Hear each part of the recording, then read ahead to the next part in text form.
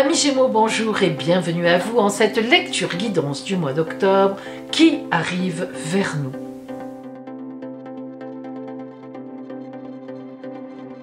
Alors, qu'est-ce qui vient justement vers vous en ce mois d'octobre? Eh bien, nous allons le voir ensemble à travers la grande roue astrale qui va balayer pour vous vos 12 domaines de la vie. J'en profite pour vous rappeler que je propose des consultations privées par téléphone ou bien en caméra sur WhatsApp ou bien en mon cabinet de Sanary-sur-Mer dans le Var. Voilà, vous pouvez me joindre par téléphone, mon téléphone est gratuit et je vous expliquerai tout cela.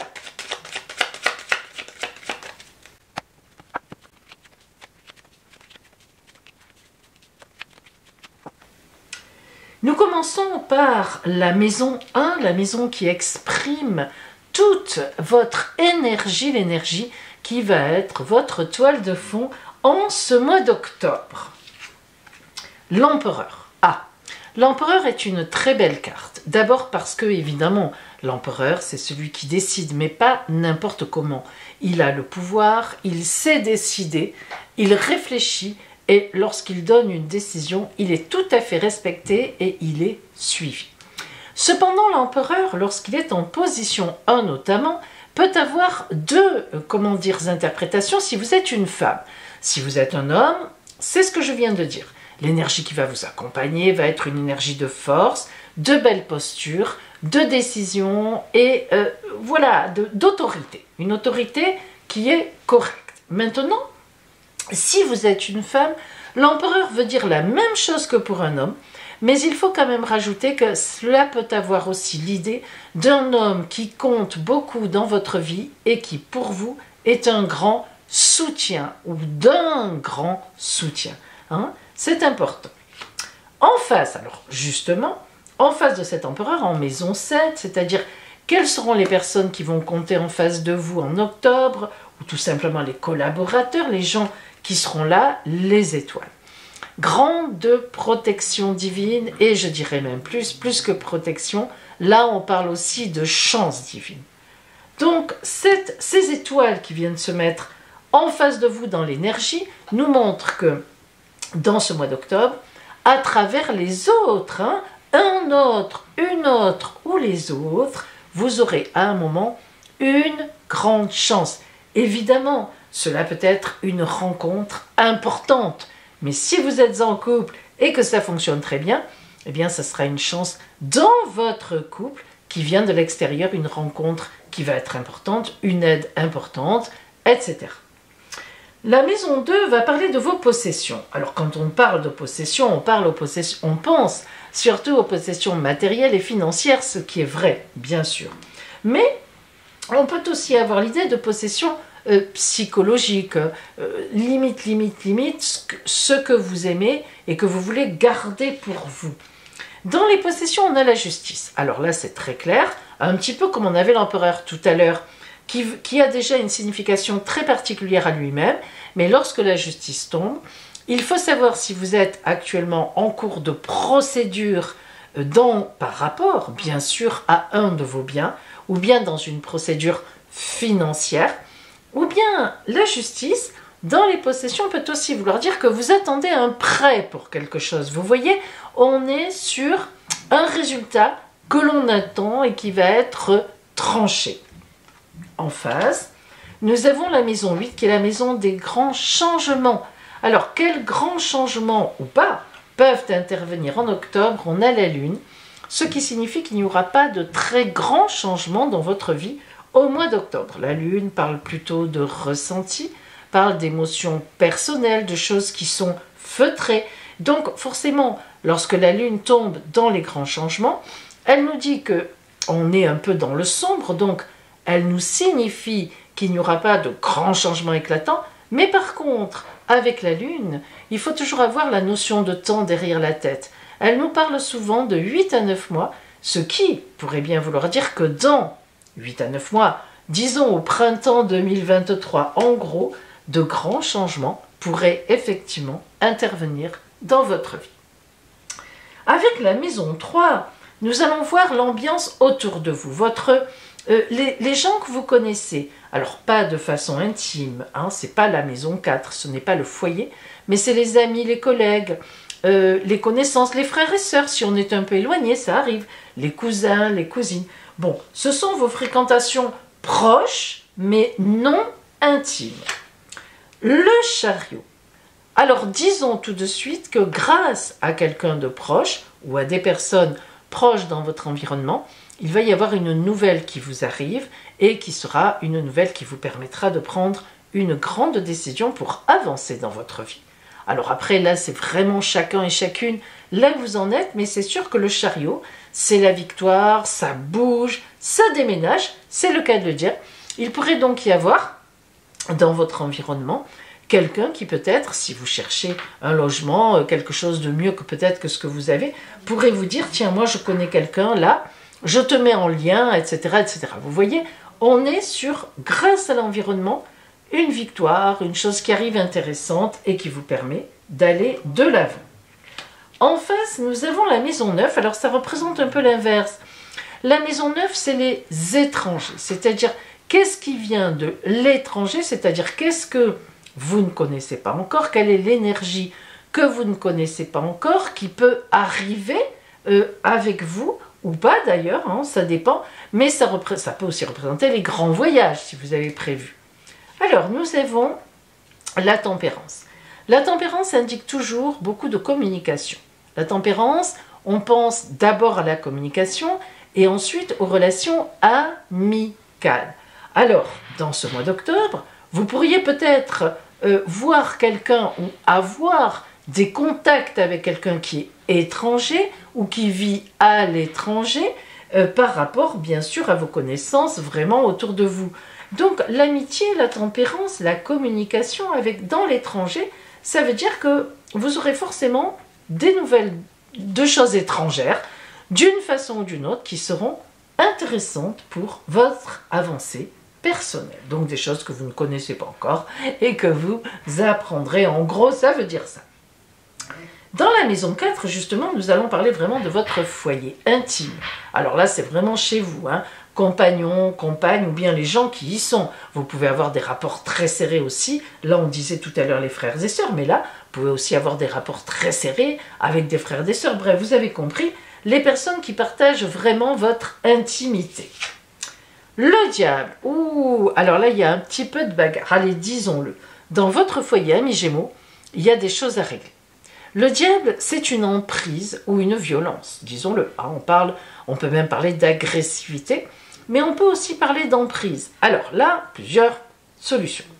Soit vous êtes sous l'emprise de quelqu'un dans le foyer, ce qui serait un petit peu étonnant parce qu'on avait quand même l'empereur et en face la chance, c'est quand même une sacrée force sur vous.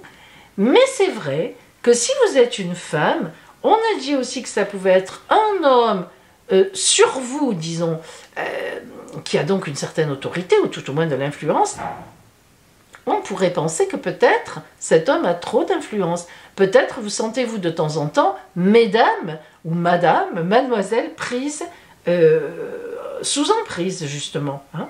Ça peut aussi être quelqu'un que vous aimez très violemment, un amant, et oui, disons-le, hein, lorsque le diable sort dans le foyer, ça peut aussi représenter une relation extra-conjugale contre laquelle on a du mal à lutter. Ah ben voilà, le diable, vous avez compris, ce sont des forces qui viennent de nous, de nous-mêmes, et que l'on a du mal à maîtriser. Alors, soit, si vous voulez, c'est vraiment à l'intérieur de nous, et ça nous amène à avoir du désir pour des gens qui ne font pas partie de notre foyer, et justement, ça peut être compliqué. Soit, le diable peut exprimer que quelqu'un a de l'emprise sur nous, et on peut se sentir un peu sous emprise. Alors, en face, on a la maison 10, c'est le grand destin. Donc, grand destin, quand on parle de un mois, ça fait un peu bizarre, mais quand même, quelle est votre ligne quand vous visez loin ce mois d'octobre? Le monde. Ça, c'est magnifique. C'est le meilleur arcane de la tarologie de Marseille. Alors, lorsqu'on a le diable, et que quand même en face, mine de rien, on a le monde, ça veut dire que vous allez pouvoir vous sortir de ça si vous êtes un peu sous emprise, ou bien que vous allez vous dépatouiller très bien d'une relation peut-être, bon, disons-le, pas tout à fait officielle, Mais voilà, ça marchera bien. Le diable, pardon, pour le coup. Le monde, c'est quand même le grand bonheur. Alors, le fait que ce soit en face du diable, ça nous atténue un peu ce vilain diable, si vous voulez, quelque part. En tous les cas, les visées que vous avez pour le mois d'octobre, voire la suite, c'est quand même des visées de grand bonheur. Hein. Bon. La maison 5, eh bien justement, nous y sommes, nous y arrivons, elle nous parle du bonheur en amour. Quelle est votre position? Quelle sera l'énergie pour vous du bonheur en amour en ce mois d'octobre? Ah, le grand soleil. Eh oui, le soleil, ça peut être une grande rencontre. Ce sont des amants qui se retrouvent, des amants qui se trouvent, qui se rencontrent à la lumière. C'est officiel. Ça peut être aussi, eh oui, un coup de foudre, hein, le soleil. Ça brûle, parfois dans le mauvais sens, mais souvent, plus souvent, dans le bon sens. Le soleil, c'est quand même la vie. Alors, le bonheur en amour avec le soleil, on est quand même sur un amour-passion, disons-le. En face, la maison 11 qui nous parle de grands projets.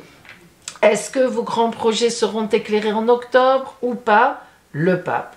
Oh, mais vous allez vous marier en octobre. Ou vous allez le prévoir. Le pape, en tout cas, ce sont des contrats. La maison 11, les grands projets, alors ce n'est pas seulement en amour, hein, mais ce qui est sûr, c'est que le pape vient bénir votre vie, bénir vos projets, qu'il soit amoureux avec le soleil, ou qu'il soit de travail, ou qu'il soit de vente, ou qu'il soit de procédure, ou qu'il soit de bien, ou qu'il soit d'une emprise, etc. Le pape vient vous dire, ça se passera bien. Vous aurez de grands projets qui seront bien mis sur la route. La maison 6. La maison 6, c'est une petite maison, entre guillemets. C'est la maison qui va nous parler des énergies au quotidien. Il faut se forcer un peu par moment. Ça peut aussi représenter la santé. Alors, qu'est-ce qui vous accompagnera au quotidien? Waouh, la puissance de l'impératrice. Que vous soyez un homme ou une femme. Si vous êtes une femme, l'impératrice dans la maison 6 dénote que vous n'aurez aucun problème d'autorité ou aucun problème d'emprise, justement, alors pour le coup, par rapport à quelqu'un. Par contre, l'impératrice, c'est une passionnée. C'est une grande amoureuse. Alors, c'est la carte de la communication, certes, mais la communication pour l'impératrice, c'est « j'obtiens ce que je veux ». J'obtiens l'homme que je veux. Bon, et oui, c'est comme ça. Donc au quotidien, on voit bien que vous allez œuvrer pour avoir ce que vous voulez. Ça peut être du travail aussi. Mais si vous êtes un homme, c'est un peu différent. Vous voyez un peu comme tout à l'heure le coup de l'empereur. Si vous êtes un homme, bon, bien sûr, la position, la carte de l'impératrice va nous dire que vous êtes un grand communicant en octobre, que vous saurez très bien poser des stratégies pour obtenir ce que vous voulez, ça reste. Mais ça veut dire aussi que vous aurez dans votre environnement quotidien une femme qui vous plaît, ou bien vous êtes déjà en couple et ça marche très fort. Ah bah oui. Donc l'impératrice en maison 6, c'est vraiment une belle carte dans le quotidien. Et dans la santé, c'est une belle maîtrise de la santé. La maison 12 en face. Alors la maison 12, c'est la maison des ennuis. C'est la maison des soucis. S'il y a des ennuis, s'il y a vraiment des soucis, on les voit ici. Et vous avez le jugement. Ma préférée, si vous me connaissez, vous le savez, Arcane 20 du tarot de Marseille, le réveil des morts. Alors, pas de souci en particulier, aucun. Et si des fois il y en a, vous nous traiterez ça en sonnant du clairon, en faisant rappliquer autour de vous les gens qui vous aiment et qui vous aideront. En tous les cas, ce qui est sûr, c'est qu'un fait nouveau viendra vous sortir de la patouille si vous avez besoin de vous dépatouiller. C'est le cas de le dire. Donc franchement, un très beau mois d'octobre, amis Gémeaux, je vous le dis. Alors, maintenant, nous allons voir autre chose. À part cette montée donc en maison astrologique qui, vous l'avez vu, vous a apporté des éléments, je vous propose donc de travailler sur le livre des oracles. Alors, ce livre des oracles, dont vous avez la référence dans ma barre d'infos, est un livre évidemment qui va vous donner une petite phrase, un tout petit texte, et vous verrez, des fois c'est rigolo, des fois on se dit mais qu'est-ce que ça veut dire? Et avec le temps, quand le mois d'octobre arrivera, vous comprendrez très bien. Alors je vous le livre tel que l'oracle vous le transmet à vous, Gémeaux. C'est parti. Pour vous, amis Gémeaux, La petite phrase du mois sera l'amoureux. L'amoureux dit que vous ne pouvez pas éviter cela. Quoi? L'amour peut-être? Voilà pour vous, amis Gémeaux, cette lecture du mois d'octobre qui est a priori quand même super positive et vous ne pourrez pas éviter quelque chose. Oh là là là là là là, vous me raconterez quoi? Je vous souhaite un magnifique mois d'octobre plein de tout ce qu'il faut et je vous dis à bientôt.